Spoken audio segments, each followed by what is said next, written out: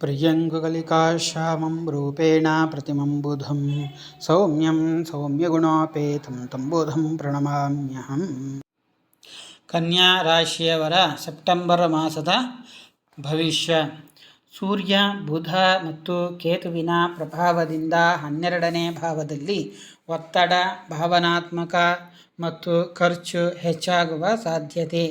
ಮಂಗಳ ಗ್ರಹ ಸೆಪ್ಟೆಂಬರ್ 13ರಿಂದ ದ್ವಿತೀಯ ಭಾವವನ್ನು ಪ್ರವೇಶಿಸಿ ಹಣಕಾಸಿನ ಒತ್ತಡ ಕಡಿಮೆ ಮಾಡುತ್ತದೆ ಮತ್ತು ಧೈರ್ಯ ಹೆಚ್ಚಿಸುತ್ತದೆ.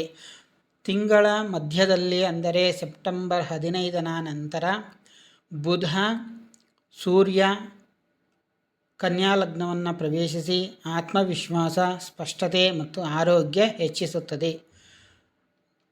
ಗುರು ದಶಮ ಭಾವದಲ್ಲಿ ಇರುವುದು ವೃತ್ತಿ ಜೀವನಕ್ಕೆ ಅನುಕೂಲಕರ. ತಿಂಗಳ ಆರಂಭದಲ್ಲಿ ತ್ವರಿತ ನಿರ್ಧಾರಗಳನ್ನು ತೆಗೆದುಕೊಳ್ಳುವುದು ತಪ್ಪಿಸಿ. ಆರಂಭದಲ್ಲಿ ಖರ್ಚು ಹೆಚ್ಚಾಗಬಹುದು, ಆದರೆ ಮಧ್ಯದಿಂದ ಸ್ಥಿರತೆ ಬರುತ್ತದೆ. ಶುಕ್ರನು 15ನೇ ತಾರೀಕಿನ ನಂತರ ಕನ್ಯಾ ರಾಶಿಗೆ ಪ್ರವೇಶ ಮಾಡುವುದರಿಂದ ಅನಾವಶ್ಯಕ ಖರ್ಚುಗಳು ಬರುತ್ತವೆ. ಚರ್ಮ ಮತ್ತು ಅಲರ್ಜಿ ಸಮಸ್ಯೆಗಳು ತೊಂದರೆ ಕೊಡಬಹುದು. ಮಧ್ಯ ತಿಂಗಳ ನಂತರ ಉತ್ತಮಗೊಳ್ಳುತ್ತದೆ, ಆದರೆ ಅತಿಯಾಗಿ ತಿನ್ನುವುದನ್ನು ತಪ್ಪಿಸಿ.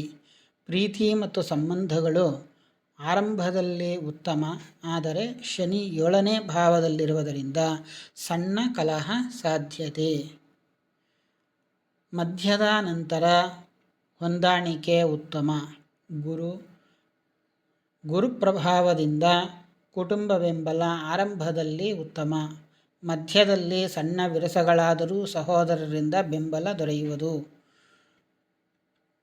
ಮೊದಲಾರ್ಧದಲ್ಲಿ ಸಂತೋಷ.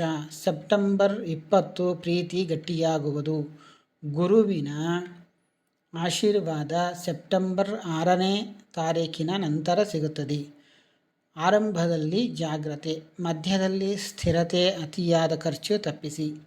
ಆರಂಭದಲ್ಲಿ ಸಣ್ಣ ತೊಂದರೆ, ಮಧ್ಯದ ನಂತರ ಸುಧಾರಣೆ. ಶುಭಾರಂಭ, ಮಧ್ಯದಲ್ಲಿ ಸಣ್ಣ ವಿರಸ, ನಂತರ ಹೊಂದಾಣಿಕೆಯಾಗುತ್ತದೆ. ಪೂರ್ಣಚಂದ್ರ ಸೆಪ್ಟೆಂಬರ್ 7 ಅಮಾವಾಸ್ಯೆಯ ನಂತರ. ಗಣೇಶ ಪೂಜೆ, ವಿಷ್ಣು ಸಹಸ್ರನಾಮ ಪಠಣಗಳನ್ನು ಮಾಡಿದರೆ ಕನ್ಯಾ ರಾಶಿಯವರಿಗೆ ಶುಭವಾಗುವುದು. ವಂದನೆಗಳು.